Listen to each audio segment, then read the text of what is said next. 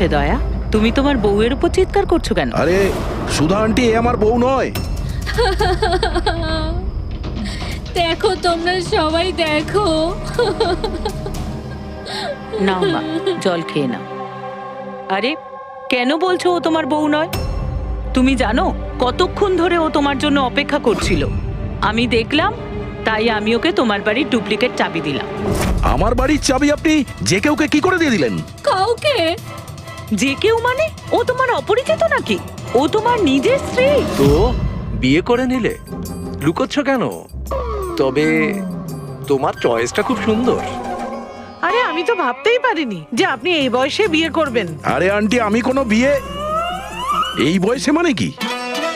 তুমি সিআইডি, তার মানে এটা নয় যে ওর ওপর তুমি তোমার রাগ দেখাবে।